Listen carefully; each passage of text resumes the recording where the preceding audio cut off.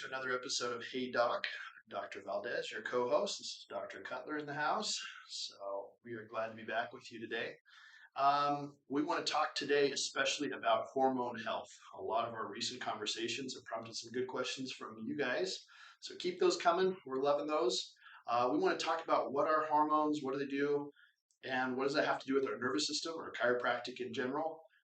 This is definitely an area that we're learning more about and excited to share what we found out about with you today. I feel like there's been a lot more focus on hormone health just in general, especially in like social media, people talking about hormones, especially when it comes to sleep. And I mean, being in like if we talk about just like fitness and stuff, people always talk about anabolic steroids, stuff like that. That's hormones. I think having an understanding of where your hormones should be and what it feels like to have those hormonal deficiencies and what can cause them can allow you to really take control of your health in a very holistic way, because much of what people struggle with these days is a hormonal disorder. There's so many hormone disorders that they run rampant Yeah. all over the US. So, and And if you think about it, our brain, is the master system of the body. It's controlling everything. It sends out a signal to through a nerve to a gland somewhere in the body. That gland produces a signal molecule, which is basically what a hormone is, right? Sometimes those hormones act on other tissues or other glands, and they release other things. It's kind of like telephone. pro hormones, stuff like that. Yeah, yes, all the stimulating hormones and things. And then other times those hormones actually directly, have the effect in the body, like insulin, I guess, or something. So there's a lot of technical things. This is an entire branch. It's very confusing, can be. So we're going to try to unpack a lot of this. I remember before I went to school, just kind of thinking the hormones had something to do with, I knew about insulin. Obviously, that's the big one. I always thought it affected like, you know, women's monthly cycles and like sex, but not much I else. always thought with hormones growing up, I was like, hormones gross. Yeah. Yeah. Because I mean, I always heard like my mom and my mom was talking about like it's so hormonal. Like I'm on my period right now, so my hormones are all out of whack. Yeah. And then my mom growing up, I know she'd be okay with me sharing this, but she had Hashimoto's, so she had Hashimoto's thyroiditis, which is a deficiency with thyroid. And so I mean, she struggled with that for a long time. And I remember talking a little bit about that. And so when I got to school and we finally started learning about hormones, and especially my master's degree, when we started really getting into hormones and how it affects metabolism, affects activity, that was where I got super interested. Yeah. And learning about like girls specifically and how your period and the hormone cycling that happens during that period can very much affect the performance that you're going to have Right. when you're working out, when you're training, as well as when you're performing. Right. And you definitely hear more diagnoses of things like endometriosis or, menarche, like a lot of these really big hormone driven disorders, like you said at the beginning. Um, as I was writing my book, I just saw how much hormones play into baby, birthing and breastfeeding and all of the baby stuff. So, as a chiropractor, how do you view hormones now? What is? I just had an interesting thought on hormones. I mean, we could look at stress as a hormone disorder. Chronic stress is a hormone disorder. Yeah, I mean that's what adrenal fatigue is. Yeah. So I mean, chronic stress is that your body is unable to balance its hormones after being stressed out, because stress is good for the body when it's controlled, when your body can adapt to it. That's why we need stresses. That's why exercising is good, because it stresses out your body, then your body adapts. Having these stresses that we put on our body through life allows us to adapt to overcome these certain things, which makes our body makes it stronger, makes it more neurologically sound. Yeah. There's so many benefits that come from applying enough stress. But when we start getting into this chronic stress state that we're always in, it's very much related to our hormones not being able to balance. Cortisol becomes way too high, which is going to decrease all the other things. Send just everything else. It's this big cascade of different hormones. And I'm looking over on our wall. We have a nervous system poster that kind of shows how the nervous system connects to different organs. And I'm just thinking about how interconnected our body is. And by understanding that, like, hey, when my body is chronically doing something, it's because it has an inability to adapt there. And a lot of times, neurologically first, and that's where we come as chiropractors. And that kind of goes to the question you just asked. is what is my role in that? Number one is I need to get your neurological the signaling of those hormone Yeah. releasing glands. A lot of it comes from your nervous system. I need to get that balanced so that it starts kind of getting that baseline reestablished, and we can start from there. And then after that, we start going into the nutrition thing, and that's where, as chiropractors, I mean, we both took classes on biochemistry as well as nutrition. And then in my master's, we did a ton of work on nutrition and just hormones related to that. Yeah. And if you look at just how, when you take into account nutrition as well as the neurological aspect of it, that's how we can really focus on this. I feel like healthcare right now is very much like, oh, you're deficient, like you don't have enough of this hormone, let's give you more. Yeah. Instead of, well, because you can tie a product to it. Yeah, so absolutely. There's money to be made, yeah. as opposed to, okay, well, let's look at your body. What state, what chronic stresses, or like, what's the chronic state of your body? And then we can look at, okay, first of all, your body's not getting this like iodine or something for your thyroid gland. You're completely iodine deficient. So of course your thyroid gland's not going to be able to create thyroxine or the different thyroid hormones that it needs so it can actually help your metabolism to burn. So you're going to have that hypothyroidism. Yeah. Because your body can't actually make it. You're not giving it what you need to make the hormone through your diet. And that's one of the big problems with the low fat diet. Is low fat diet is so terrible for hormones. Yeah. I mean, all those sterols, right? Yeah. Cholesterol even is a precursor to a lot of these. And those are all going to come from, I mean, they're built off of these sterile backbones. These hormones are. We need fats. You need quality fats too. Yeah. And our diets are so filled with these omega-6s and just so high in those. And we never give our bodies the DHA and the EPA from the omega-3s and these different things that are really going to help us to form and help our bodies to formulate. So instead, we're just like, oh, we're deficient in this hormone.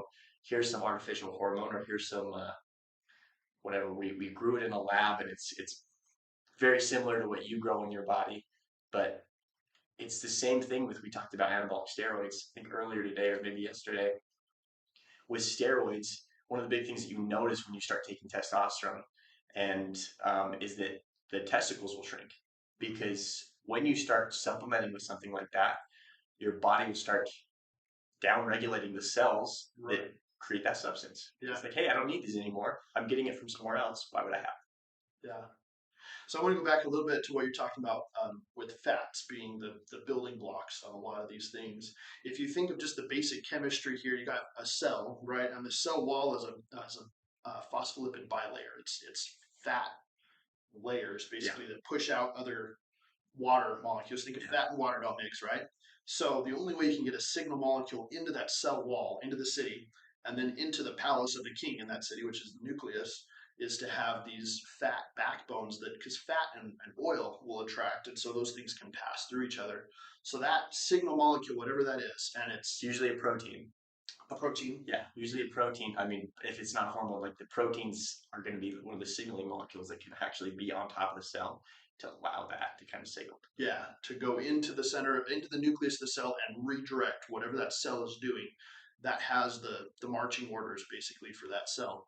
And it does derive from sterols, from fats, and that's why I have such a hard time with the war on saturated fats right now.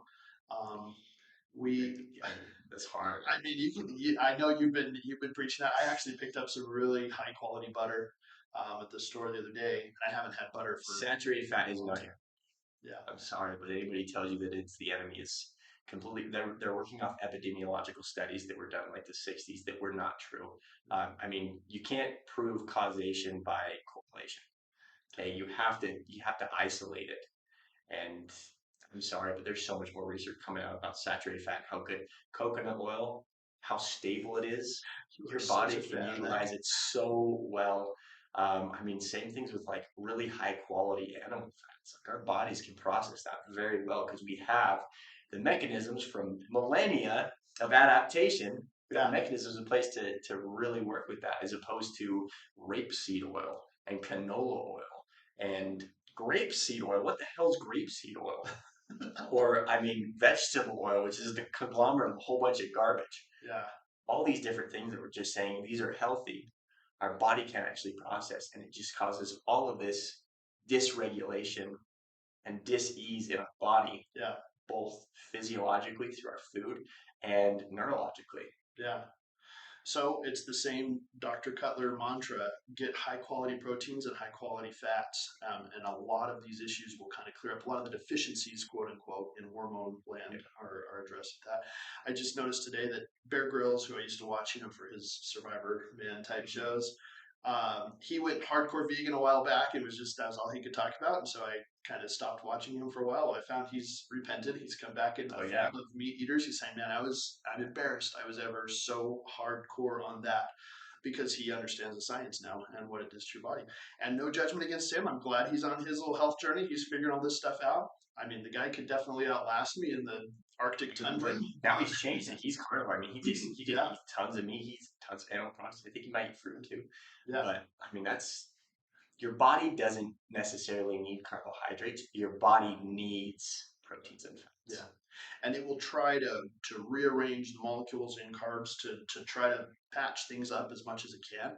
But if it's not getting those oils, those fats, you need the amino acids. You need the glycerol, the different lipids that are formulated in those fats that are really going to help to repair tissues. Yeah. Okay, there's a reason why when you get out of the hospital or when you have a surgery, they put you on a higher protein diet, which they typically give you really crappy quality protein. Ensure protein shakes, which are absolute garbage. Yeah, serving hot dogs in cafeterias. Oh my gosh, it makes me sick. Walk into a hospital cafeteria. Yeah, you walk into a hospital cafeteria, just like, are we trying to make people stay here? Because we're just killing them. This is Jello. Yeah, but what is this? Polysorbate 80 in it. What is this? Terrible. It has a number. If it has a number next to it, you probably shouldn't eat it. Yeah, and that goes for hospital food too. Yeah, when you go to the store and you buy an apple, it doesn't say apple 1, apple 2, apple 3, apple 4. Yet, don't eat it. Okay, it just says apple. All right, but if you go and you pick up something that says polysorbate 80 or whatever Yellow thing it link. has, that has a number next to it. First of all, what the hell is yellow link? Like, sounds like a secret government project that just went horribly wrong. They're still analyzing that project. Oh, yeah, I'm sure. Yeah. So we kind of touched on this, but let's just kind of go back. Hormones are responsible, obviously, for development. So it's really important kids get breast milk. Ideally for the first 2 years of life, at least the first year, high quality fats and proteins while we're building healthy bodies. So important to build that foundation with quality things. Yeah, that's where the brain is developing. The sheath on the outside of our nerves is, medium chain triglycerides does wonders for that type of nervous system development. So coconut oil is great.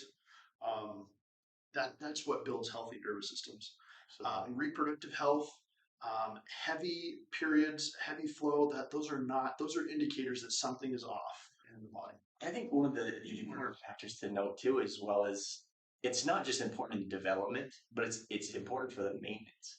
Because if you've developed your nervous system the right way with the right lipids, especially omega-3s, you need to get your omega-3s. You need to make sure that you're not just getting straight omega-6s, getting omega-3s. You're getting just a balanced amount of lipids, different kinds of lipids, not from seed oils, but from avocados. There have been some things that come out of avocados, but I feel great after eating them. Very specific per person, but coconut oil. So many properties that are beneficial to coconut oil. Yeah. Hemp oil. I haven't heard much about it, like negative wise. So I'm good with hemp oil right now. Also, like Brazil nuts. Okay, Brazil nuts are actually really good because they have good source of selenium in it. As well. How about krill oil? Krill oil, awesome. Any of the cold water species of fish is going to be awesome. Salmon, especially like wild caught Alaskan salmon. Yeah, cold. I saw a whole bunch. There's salmon that was ridiculously cheap at Walmart the other day, like $3 for a thing of like lox, and you know how much I love like smoked salmon. I was like, this is too good to be true. Sure enough, you look on it, it says responsibly raised farmed salmon. And I was like, you may think it's responsibly raised. First of all, there's no indicator for that. There's no standard out there. So don't Don't hang your hat on that. But yeah, go for wild caught on that stuff. And if you're taking like a fish oil supplement, omega supplement, crush the capsule between your fingers and smell it. If it smells rancid, if it smells fishy, you need to throw it out and get a new When supplement. people talk about like, oh, I don't take fish oil because it gives me the burps, probably because your fish oil is rancid. Yeah, Probably because your body can't even process it. yeah. Like you're putting this little bit of fish oil in your body that it's rancid inside there, so you can't smell it. Get a quality ingredient. A lot of times, like we use pure encapsulations with us. We're contracted with them because I like their products because it's third party tested. Also, the product from them that I use that I give to patients is I think it has 1.2 grams of fat, so 1,200 milligrams, and 1,000 of that is actually omega 3s. Wow. So a very high percentage of the fat in there is omega 3s. The hard thing is a lot of times when you get these omega 3 supplements, the cheap ones, it's like, oh yeah, there's 3,000 milligrams of fish oil, 3,000 milligrams of fish oil in here. And then you go and you look at which portion of it is actually omega 3s, and it's like 400 milligrams. Wow. So So they're using you're like inferior oil for. Yes. So what they're doing is they're not just extracting the omega 3, they're extracting the other stuff. So you're not just getting a bunch of omega 3, and you want to be trying to get it honestly at least about 3,000 milligrams. So 3 grams of omega 3s per day, phenomenal. And really high quality red meat actually has omega 3s in it as well. High Grass quality red fed, meats, grass grass finished. fed, grass finished red meat. Okay. Shout out to Paradise Valley. Yes. You guys can get some local Game meat as well. Yeah. Game meat fat. They're usually not very fatty because they're just running around all over out supernatural. But like elk fat is so good. Okay, very good lipid profile there because an elk as opposed to deer, as opposed to venison, just because elk eat a little bit cleaner, not as much sagebrush as deer do. So yeah, I did not know all that. That's fascinating. so yeah. Anyway, elk, awesome animal. Okay. You can get some elk meat. And you'll notice too, I mean, scalp conditions, hair and nail health, like a lot of things that you wouldn't think are related to fat intake are gonna improve with that. And I mean, I kind of got off on a little tangent, but the point I wanted to make with that last little thing is when it comes to the fats and the neurological development and hormonal health, is you look at like type 3 diabetes, Alzheimer's. Yes. I knew what you meant. Yes. Also Alzheimer's and stuff like that is where when you look at this health as well as MS, okay, if we want to be able to, because MS is a pretty much a dissolution, it's a problem with these oligodendrocytes in the brain where the fat that protects these nerves starts to break down so they become hyperexcitable. So making sure you have quality fats that help protect that and help to lay down new cells or give the cells what they need can make such a huge difference in treating these conditions. That's what drives me nuts is we're trying all of these artificial synthetic things when we should be addressing this with diet first. Yeah. Let's see what happens when in someone who's having a neurological condition, dementia, Alzheimer's, Huntington's, MS, whatever thing, if it's affecting your nervous system, myasthenia gravis. Yeah. Let's kind of look at your diet and really focus on it. This is not a recommendation right now. I'm just saying we should think about let's look at our diet. Let's see what things with that we can change to give our body the support it needs and the building blocks it needs to actually repair. Yeah. Because I guarantee you're probably not giving it you're giving it a bunch of bent 2x4s. I don't know if you got to the store and going to the store when you're about to do a project, you look at which It's an 2x4s. experience with him. You look at the project and you're just like, this 2x4 is garbage. Like it's a split right here. That's like giving yourself crappy fats. You're trying to build a house with warped wood. Yeah. You can't do that. It's a really good symptom. You need to find the straight ones, the ones that are going to go together well as if you know there's going to be a lot of stress there. Okay, if you know there's going to be water exposure, stuff like that, you have to get the treated stuff. Yeah. That's where it comes to, it's the same thing with quality ingredients. Okay?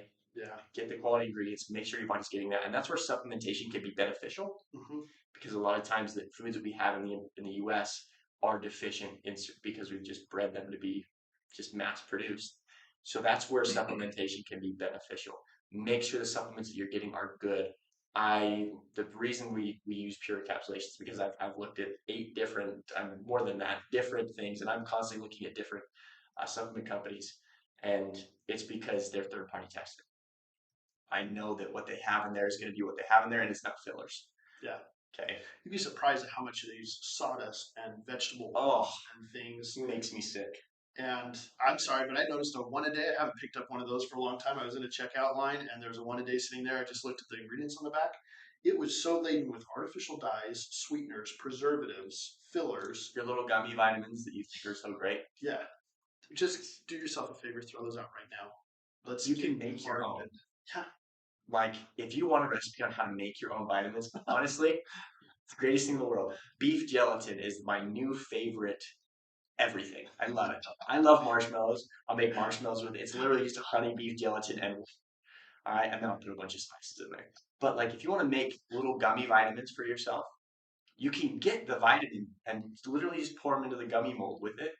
Okay, and then you can put electrolytes in there. Right now, I just made electrolyte gummies using beef gelatin. Doesn't taste like beef at all. It's so good. yeah, Body's gonna be able to digest it, and there's no artificial dyes or anything in there. yeah.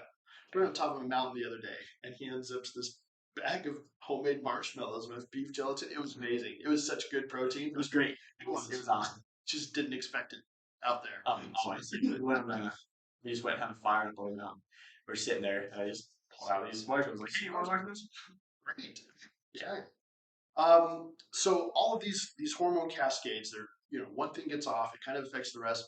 But metabolism and satiety and those types of mechanisms, if somebody's trying to lose weight, gain weight, control appetite issues and things like that, hormones definitely play a role. If you want energy, oh, Yeah. so important for energy. I mean, you look at thyroid hormone and how important thyroid hormone is for, I think specifically T4, is for like metabolism, metabolic health, as well as like just energy levels in your body. Okay, and being able to regulate temperature. Yeah. It's another big thing that thyroid is responsible for. That it can help with is, I mean, make sure that you're getting the things so that your body can actually produce that hormone like we discussed a little bit earlier. Yeah. So things called endocrine disrupting chemicals, EDCs, we talked about them a lot in the last episode. So if you're concerned about that or interested in learning more, I'd go back. I think it's episode 7. We just talked about toxins. Those definitely play a role. But let me list you some of the biggest side effects. There's a recent report from the World Health Organization, which is a garbage organization. You need to leave it. But that aside, Yes. their main concern with EDCs was that it increases obesity, infertility, learning impairment, type 2 diabetes, and heart disease and cancer. So you think about all of everybody's major health concerns right now. You guys, if you could read our DMs and hear the questions and comments that we have here, tableside, those are 90% of what people are struggling with right now. Obesity, infertility, learning impairment, type 2 diabetes, heart disease, and cancer. And think of how many different types of cancer are hormone responsive. A lot of people thankfully know at this point, like estrogen and breast cancer go together, but everything else is so dependent on, because you think about it, we have these signaling molecules, these chemicals that are supposed to convey messages to all these different types of tissues. And when those are pumped out at an uncontrolled rate, or they're not really the actual natural things, there's these synthetic supplements that are propping it up, those signals get crossed, and cancer thrives in that kind of chaos. Yeah. I mean, hugely. And you look at all the phytoestrogens that we take and the xenoestrogens that we take into our body through like BPAs and stuff like that, as well as, I mean, seed oils. That's a huge thing when it comes to phytoestrogens. Soybean. Wow, we were like 23 minutes into this before you mentioned seed oils. But I guess you. Oh, I talked about it, like seed oils, stuff like, and I used to love flax. I used to put flaxseed all over the place, and I started noticing it was giving my body some indigestion. I just wasn't liking it. And then we've learned that flaxseed has a ton of estrogens. Yeah. Same with soybean oil, and chia seeds actually. Which I've always thought chia seeds were the ultimate those are great superfoods, but they have tons of phytoestrogens in them. And that slimy little layer that they get, that's so fun to like suck up through a straw. Yeah. That stuff is so indigestible. Like your body just doesn't know what to do with that. I mean, it will help you poop. It's the same thing with fiber. I mean, when people tell me just like, we need fiber in our diets. This is kind of off subject here, but I've had this conversation way too many times. You got to realize that dietary fiber, is it going to help you poop? Absolutely. But if your body is getting all the nutrients it needs from the food you eat, it doesn't matter. It doesn't really matter whether you have a whole bunch of extra fiber to push that through. It's going to get rid of the waste because it's like, hey, I already extracted everything I need. My body's functioning fine, so let's push the rest of it out. Yeah. Okay. I There was a month where I didn't eat, 3 months where I didn't eat any vegetables. I ate no vegetables. All I ate was fruit and meat. I just carnivore with fruit. Yeah. I'm not saying everybody needs to do that. I'm not saying that anybody should do that. It's very much a specific thing. I wanted to try it. I felt amazing. I didn't eat all the only fiber that I got was maybe from like the apples that I was eating, a little bit from like the bananas, and maybe a little bit from the berries. Other than that, and I was so regular, never had a problem with anything, no indigestion, nothing. Okay, so when it comes down to it, if you are giving your body the actual nutrients that it needs to function, it's going to do fine on processing it out. A lot of times, the reason why it holds on to things in your gut is stress. Your sympathetic dominant like crazy, which means your sympathetic nervous system, the fight or flight, is always going. So it's going to be like, I can't go to the bathroom right now. What if I get attacked? Yeah. It's freaking out right there. The other thing is it's trying to extract everything it can out of there because it's like I am missing stuff. I am missing something right now. Please give it to me. And it's hoping if it squeezes tighter and tries to absorb more of that bolus that you've created through your digestion, that it can get more nutrients out of that. And fiber's not going to be able to give it to it because you can't break down fiber. Another little sidebar conversation here. A lot of parents will try Miralax to try to get their kids to poop. Just know that has never been tested in pediatric populations. It is not safe. It's not approved. It increases neurocognitive development problems like crazy, especially if you're a special population of patient, genetic, complications and things like that. You have behavioral or autistic spectrum disorders going on. Miralax is like gasoline on fire for that. There are so many better ways to get kids to poop than pouring that toxin in their system. So, There are so many different methods too that just really focus on kind of getting the body into that relaxation stage so it can actually start processing it. Different massage methods as well, where you can massage like intestinal massage, work on the colon, stuff like that, where you work on valves. yeah, Okay. I had a cousin who he went in and he was like so constant. It was in pain constantly, this excruciating cramping. And he went and had like a couple sessions of like this different method kind of utilized on his stomach yeah, and on the valves in his stomach. The valves in his intestines, and completely changed it. Like he was better. yeah. That's one of the There's things other things, I address with babies and things like that. Huge believer in. and I've done it with adults too. Like I've worked on adult stomachs, and it's Okay. Another thing I want to address, and a lot of questions about this, is the infertility. There are increasing numbers of couples that are having trouble conceiving, and the first place to start is addressing hormone health, reducing toxic load, and addressing hormone health. First thing I would recommend is we get a good thyroid panel, and I'm hopeful that some more infertility clinics will start picking this up. But so far, I haven't been super impressed. They don't look at a lot of these numbers when they start recommending their interventions, and I wish more of them would. So ask your fertility treatment center. I wish they would focus on diet. Yeah. I wish they would bring that in there. And I know I always harp on diet, but it's Yeah. So look at thyroid levels first. Things like TSH, T3, T4, TPO, and TGAB, which are all indicators of how well and iodine. device. Yes, and iodine levels. As well. Yeah. The next one we look at is prolactin for the women. That's what signals the body to let down breast milk, and that is essential postpartum for feeding baby. But too high of levels on that are going to stagnate ovulation because it tells the body not to have a baby because we're producing breast milk still. We need, for evolution's sake, we don't want to have a bunch of babies back to back. So prolactin can kind of foil that if those levels are too high. There's a lot of chemicals and toxins in our area that are increasing prolactin levels, and sedentary lifestyle and a lot of other contributing factors will make those too high, make it hard to ovulate. Yeah. Oh, absolutely. Homocysteine is another one. That one is becoming more increasingly common because people are talking about the MTHFR genetic mutation. They're looking at homocysteine levels. As homocysteine increases in the body, the quality and the longevity of sperms and eggs starts to decline. And so that's a huge thing in motility for sperm and the quality of the egg during ovulation for females. I'd also look at mold, mycotoxins, which are specifically the toxins that mold spores produce.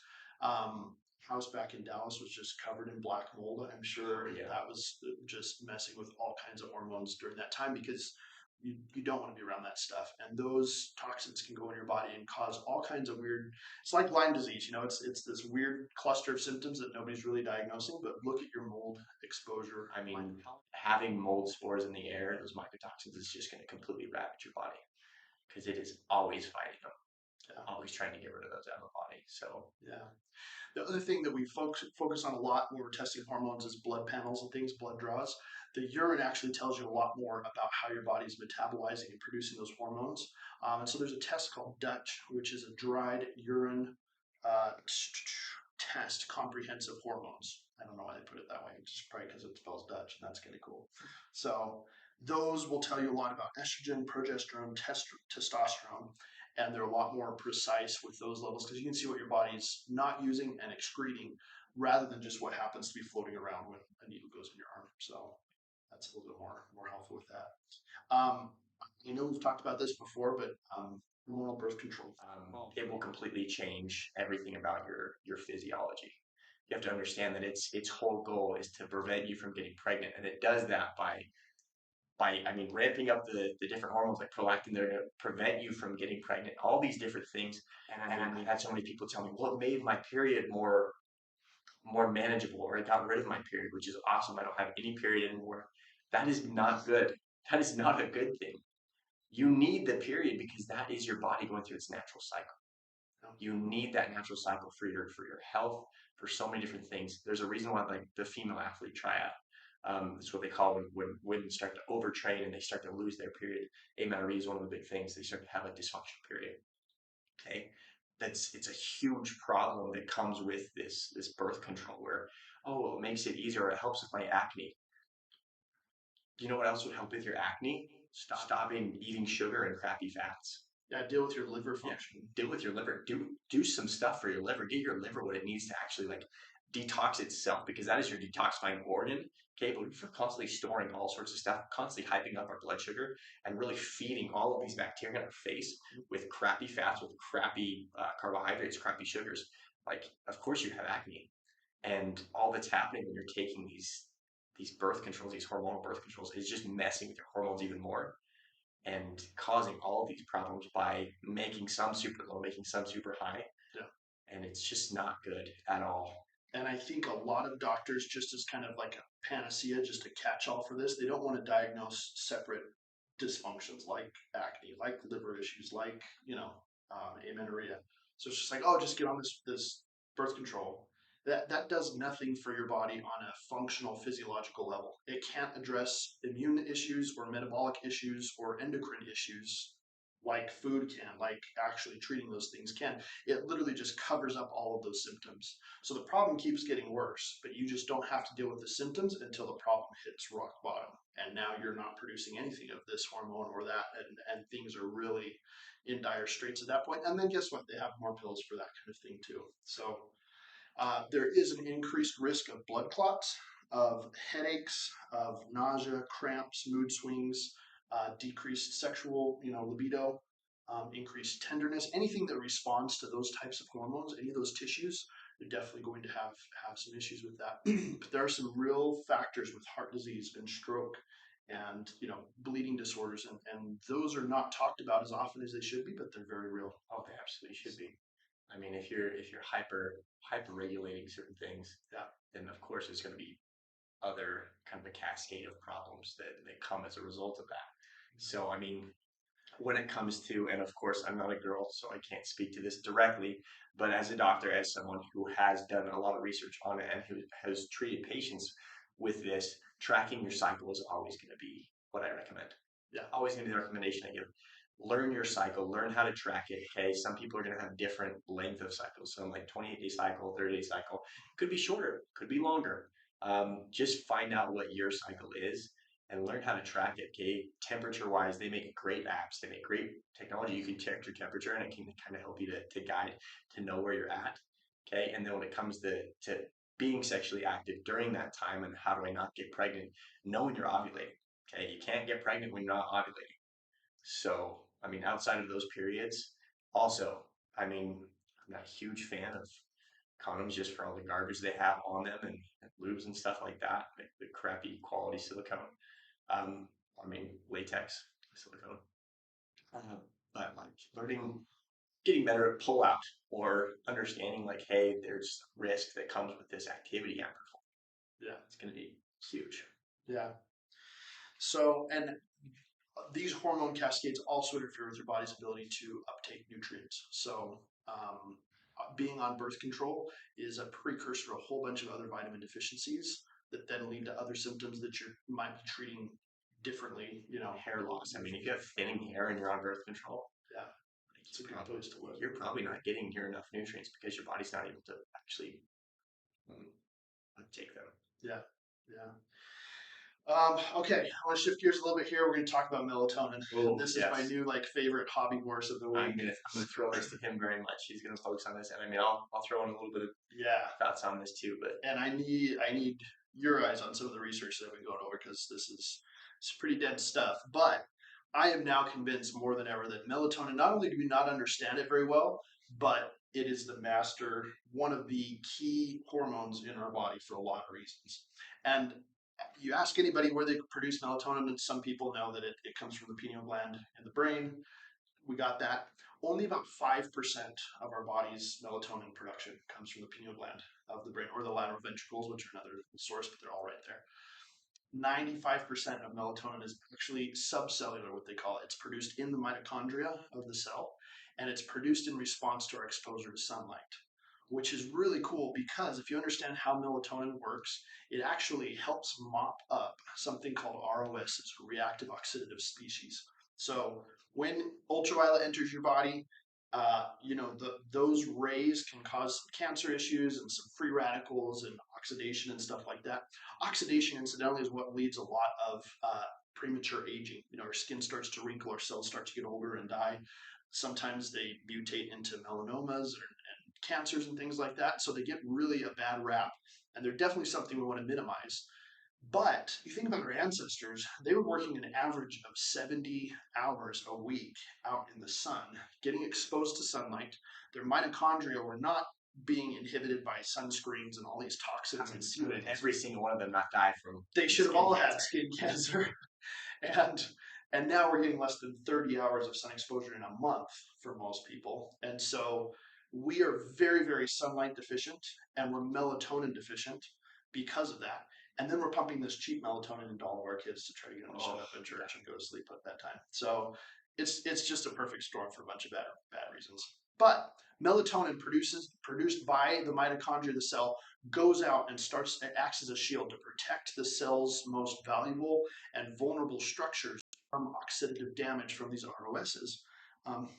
It's like the rodents of unusual size. This is exactly what it's doing. Yes. In there. Yes. I never thought of that correlation. That's hilarious. But it also decreases, and a lot of the studies, I was kind of going on this rabbit hole the last couple of years. There's been a very popular viral infection that's an upper respiratory, supposedly infection that we're all dealing with still. And 2 weeks just didn't quite cut it. So I'm wondering, here we are, 3 years after the fact, 3-ish years. Why haven't we figured this out? You look at melatonin production and sunlight exposure, and I thought, it's vitamin D. Vitamin D levels are low, right? We all heard that during this.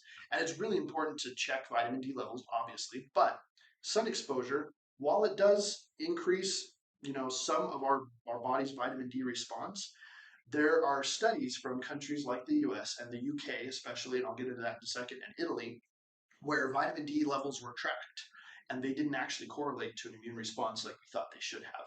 And so a certain lobby was just like, well, yeah, that just proves that vitamin D and sunlight and all that healthy crap that you guys are talking about is BS. Like, you need our shot. And we're going to have to bleep out that word. Dang it. I was doing so good. But you look at a country like the UK, and it is so far north, anybody who goes outside and gets sun in the United Kingdom is not going to produce enough vitamin D to mount any significant response.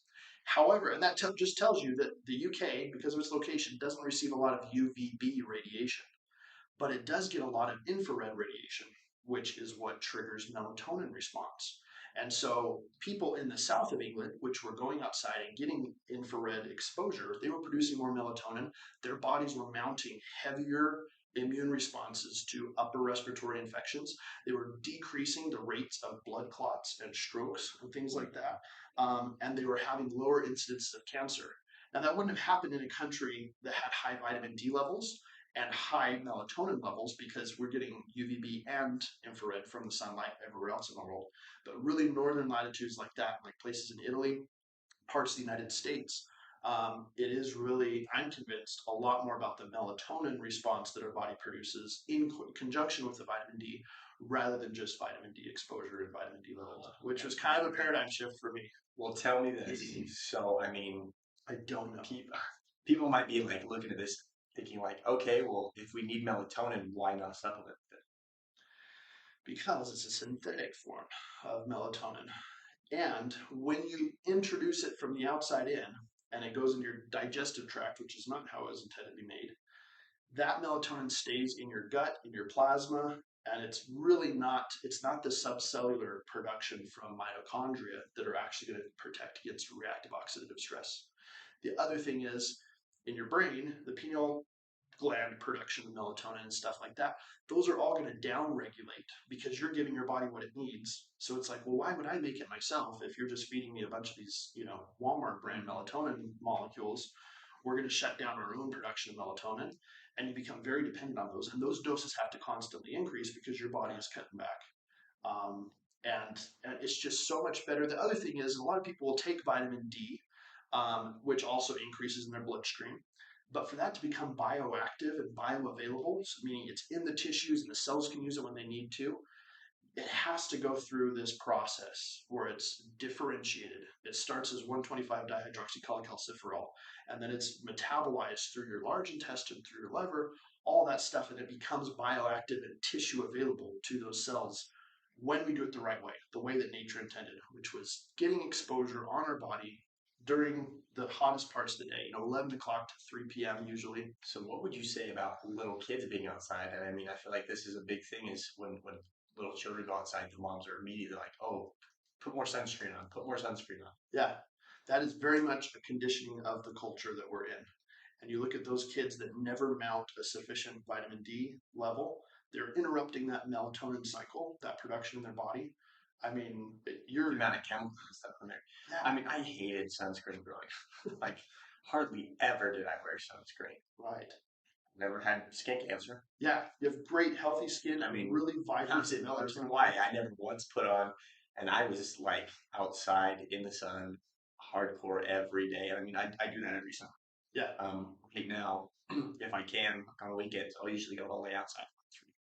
We'll have meetings about this kind of stuff, and he'll be out in the backyard tanning. Yeah, we'll be sitting there talking. Yeah. I'll just be getting sun and stuff like that. Yeah. And there's also an important mechanism you should know about called melatonin stimulating hormone, which is actually responsive to the receptors in your eyes. So if you wear shades, sunglasses while you're out, your body thinks that you're indoors and it will shut down a lot of those protective mechanisms so you're not producing what you would otherwise. So you think of your typical tourist beachgoer, they got the shades on and they've got just white cancer cream slathered all over their body. That's shutting down this entire process that we're talking about. And then they wonder why they're eating all these seed oil rich diets and they're getting melanoma. And it's like, oh, well, my dermatologist told me it's because I didn't cover up that one little spot 7 years ago when I was in Brazil. It's like, no, you know what? Your body knows how to fight cancer and how to protect itself from the sun. We've been living on this planet for 300,000 years, and it hasn't been because we had all this. Yeah, the biggest change, and this is something I heard from a doctor from who's actually on a podcast, but he talked about the reason for our increase in life expectancy is not because of our increase in like medicine. He said medicine is probably about 5 years, at about 5 years of life expectancy. He says the biggest change and reason why we have longer life expectancy is just public health changes. Clean drinking water, better places to live. Yeah. I mean, better social programs so that, I mean, it's no longer survival of the fittest. It's everyone's trying to look out for each other. Yeah. And so, of course, people are going to live longer. Yeah. But then I think dietary diversity, we now have access to foods that we have food in different places. We have food. We do, and it's not seasonal food. You can get an apple in certain times of the year when that used to never be an option. for it. Yeah. And yeah, I mean, when you're talking about like seed oils and how it affects different things, we talked about free radicals. when you have, and this is why you don't cooking with like olive oil. When you heat it above a certain degree, and like monounsaturated and polyunsaturated fats, when you heat them up, that unsaturated part, that bound hydrogen, all right, what's going to happen is that's actually a spot where it can actually break. Okay, and that creates these free radicals from these fat molecules that we have. That's why saturated fat is so safe and can be cooked with. That's why I always recommend cooking with coconut oil, So it butter. doesn't have that break point. Yeah, it doesn't have that break point. That saturated fat, it's very stable. It's not going to create these free radicals that the monounsaturated and the polyunsaturated would. Okay, especially polyunsaturated fats. Those ones, I mean, they have multiple of these break points in the chain that are going to allow points to where we can create these free radicals with that oxidative stress. Okay, whether it's heating it up, whether it's UV radiation, whatever it is, those are what's going to go and damage different things. And we have that damaged DNA and it starts replicating uncontrollably. That's what cancer is. That's what metaplasia is. That's what metastasis is. Okay, when you're having this uncontrolled replication because it's been damaged, we just use that DNA code. Yeah, yeah. That's a lot of words I just said. That was a lot. I I'm hope that makes just sense. trying to digest that too. Yeah, I was just thinking about this restaurant that I saw that advertised. They were super proud. They've had the same oil that they cook their burgers in for over 116 years. I'm just thinking how many free radicals are in that just swimming around.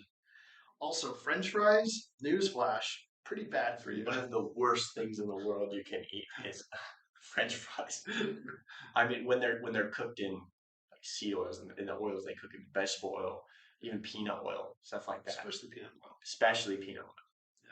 So I mean, peanut oil is probably worse, but peanut oil is right up there. They're pretty similar. Yeah. So Well, good. Do you want to tell us about thyroid function and iodine levels? thyroid function is something that I have been very interested in just from because it's close to home because I have several family members who have problems with this, and so I get questions about it a lot. And I feel like it's a very common thing. I mean, you hear about Hashimoto's, like hypothyroidism, or even Graves' disease, which is hyperthyroidism. Um, Typically, it's going to be hypothyroidism. That's very common in women, especially ones who have done the low fat diet. I feel like that's one of the biggest precursors. And almost every time I ask someone who comes in and they're like, hey, I have hypothyroidism, how do I treat this? If I ask them about their history and I take out their own history, a lot of times it's because they did the low fat diet for a while. They ate a bunch of low fat foods. They focused on cutting all saturated fat from their diet. They never eat red meat. They are very focused on certain things, but you got to realize that. And they're like, oh, well, I take a multivitamin every day. It's usually healthy people too. That's what's crazy.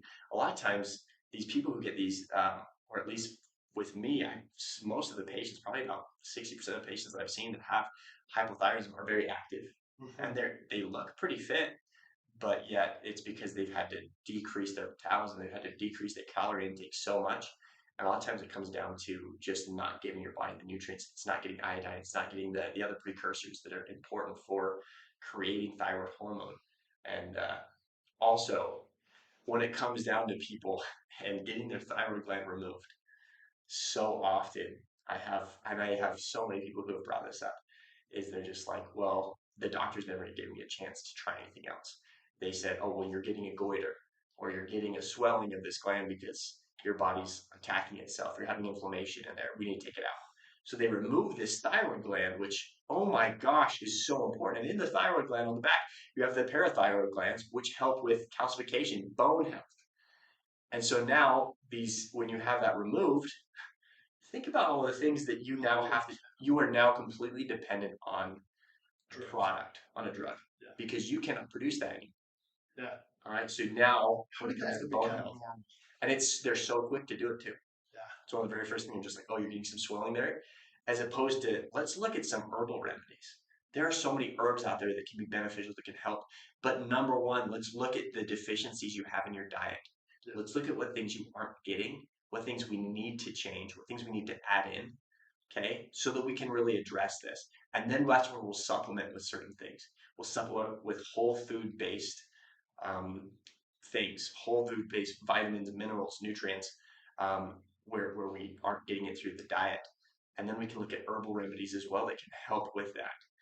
But so often the very first thing that we're recommended is what we go with Yeah. because we're freaked out because we're like, hey, there's this big thing, and they're just like, oh, well, if the goiter keeps growing, you have a big old thing on your neck, and you might get thyroid cancer. We'll have to remove it.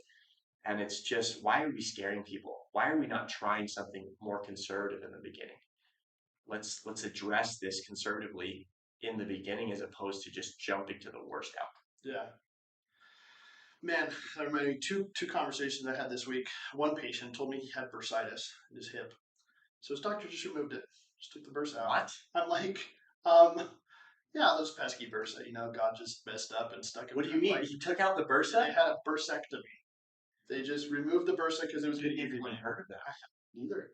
I was so shocked. He's like, yeah, just got little stitches right there. It was a really quick little procedure. They just went in and took out the bursa. I'm like, You realize you need that? yeah, what's going to cushion things now? Oh, I don't know. He thinks I might just get a replacement in a few years. I'm like, It's like that's a pad. You need that to like that protects the joint.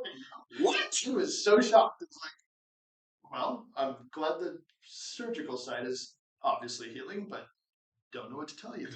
So I was on lost for words.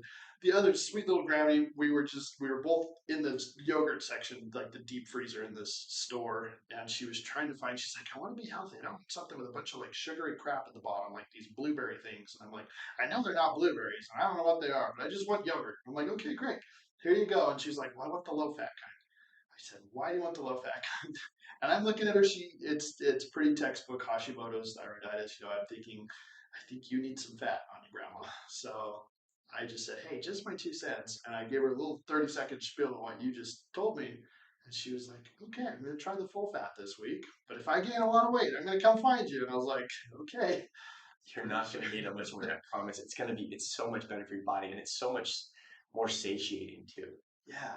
That's one of the big things on the low fat diet is that you are unable to create the satiety hormones. That's where it comes to eating.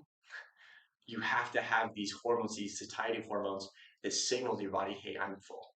Yeah. I don't want anymore. I don't need anymore. I'm good. Eating slowly and having quality fats and proteins in your body can actually help to signal those mechanisms that produce the satiety hormones. Yeah, and we have lipase, that breaks down fat. When a lot of that hits your gut, your body's like, okay, we need a second to just kind of break this down, see what we got here. And those signaling pathways should be firing as long as you have real food going on. And it's the same thing with proteins, peptidase, and the proteases and different things. Amylase, all that stuff just needs to figure out what is going on, and that really is putting real food in that body. We'll do another big thing and this is just a recommendation, if you're having troubles like when it comes to just feeling full or like, hey, I've eaten like what should be my serving, but I'm still hungry, go on a walk. Yeah. Okay. One of the reasons why you still feel hungry is because your insulin probably spiked too much. What you ate in that meal probably spiked your insulin too much, and now your body's just like, hey, more. We're like open for business. Just shovel it in. It needs about 20 minutes to figure out what you just put in. And if you want just a small walk, it's going to help mitigate that insulin response, which can make your body start focusing on digesting the individual things that you just ate. Yeah. You're going to feel a lot better. Okay, you're going to feel a lot more full during that meal, as well as you're not going to gain a bunch of fat. Yeah. So we're really passionate about this. Dr. Cutler has a ton of extra experience in fitness, nutrition. His master's degree is in strength and human performance, and so he knows what it takes to have a healthy, performing human. And yeah, I mean that's the big thing. When I tell people that, they're just like, "Oh, well, you just work out stuff like that." It's human performance. It's not just. It doesn't say athlete performance. It's based on different ages, different athletic levels, and yeah, there are certain populations that I'm very passionate about. High school athletes. Yeah. I mean, I've been thinking about it a lot lately. I'm just like the age group that I feel like I wish, just because so much of when I was in high school was I was so looking for this information. I was looking to know what things I needed to be eating, what things I needed to be doing to reach the goals I wanted. But it doesn't matter where you're at in life. Like you just having the guidelines and understanding your body's going to be such a huge, huge help. Yeah, and if you're a human being and you are dealing with a nervous system, with an endocrine system that's functioning like this, we can teach you those principles. We can help you figure out what works for you. And that's why we adjust. That's why we love adjusting. Yeah. Okay, people can say whatever they want about chiropractors. I mean, I'm the things that I've been called, and I mean, Let that roll off. I have so many friends too who are, and I've always been known as like, I mean, my family, my mom's always been known as like the crazy witch doctor who just was, it's like the oils and the stuff like that. But you know what? Like, I would take that any day Yeah. because my body's healthy. I have a very healthy lifestyle, and When you look at the other side, and they don't have the answer that they claim to. Like yeah, they're not winning on a single disease process, on a single metric that I can really point I to. cannot tell you the last time I had to pay for medication. I can tell you the last time I had to pay for a hospital visit. We had to pay for an X-ray Which is a a great little bit reason. ago. It was trauma induced, which is a perfect reason to have an X-ray. But It other than wasn't that, just like I sleep. haven't had to pay for any sort of sickness stuff like that because when my body gets sick, and yeah, I get sick. I get sick every once in a while. It's usually because I've had like a really stressful episode. As soon as I get done with that, as soon as I accomplish that, I kind of get back in that parasympathetic. My body's like, okay, we got to just kill everything that's bad in here. Let's just. And let me tell you, he gets like we both get really sick. Yeah, when I get sick, I get extremely sick, and it's a little scary, it's miserable. stressful. It's like it sucks. it's about a day and a half, 2 days. But it's not like this 3 week lingering slide down, and then I'm sick for a day or two, and then I'm fine after that. He goes works out, goes on a run. I'm not going to take anything during that time. What I'm going to do is I'm just going to focus on like I'll do bone broth. I'll just get on bone broth. I won't eat any sugar during that time. I'm going to sauna as much as I can. I'll probably take baths. I'll probably do a little Some bit of cold random exposure. herbal things every now and I'm then. always going to be active too. There's some times where I do not want to move, and I don't know if because there was one time when I came out I was sick. I don't think you were there, but he's probably seen me do this too because we lived together.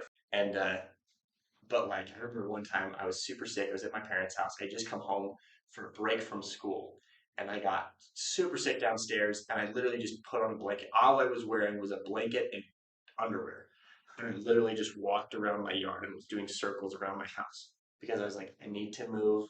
I need blood flow. I need lymph flow. I need to be like pumping things. So I like walked 4 laps around the house, and after that I was just like, all right, I'm good. I've done my exercise of the day. I went inside, laid with my feet up against the wall to try and kind of drain some lymph too. And that's one big thing too. When you're picking a practitioner, find someone who does what they say. Yeah. When they tell you to do something, I want you to look at, is this person someone who's going to do that? If they're giving you health advice, do they take their own health advice? Okay, there are specific conditions, and yeah, I'm not saying that every doctor has to follow the specific conditions. Like if you're on a very restrictive diet for because you're treating a certain thing, if you're celiac disease, um, look at the doctor that's prescribing you this and say, is he healthy? Is he actually understand health? When we get sick, we don't go to the medicine cabinet. We don't go to the pharmacy. The last time I paid for those drugs was 2011, end of 2011. Yeah. And I woke up, I figured things out, and I'm still putting pieces together. Yeah. So find somebody who is that passionate about letting their body fight these types of things. Fever is a good thing. Yeah. In certain cases, like that's a controlled fever. Like your body is trying to heat up and kill a virus because the viral material can't. Yeah, it can't survive past that point. And all you're doing by mitigating your fever right away, all you're doing is shutting down that mechanism that it's there to try and prevent this virus. Right. Wow, that was a great little immunology tangent. We got right at the end, but a lot of stuff. Yeah, a lot of endocrinology information coming at you. Please reach out. We love helping people with this type of a thing. Dr. Cutler can do some consults. We're currently setting up a bunch of stuff with genetic testing for nutrition. Just it's going to be based on your genetic needs. Getting adjusted as well. I mean, just what we love doing. Okay, exercise stuff is something I'm very passionate about. We're setting up a bunch of programs with that. But just the biggest thing we can say is take care of your health. You are the boss. You are the one in charge of your health. You shouldn't let anybody else be in charge of it. Okay? Be the authority. Learn, get educated, and learn what steps you can do to really holistically take care of your health. Yeah. Cool. Hope this is helpful. We love talking about this, obviously. Yeah. So if you have any questions, reach out to us, shoot us DM. Thank you for watching. Thank you for listening. Yeah. Talk to you guys later.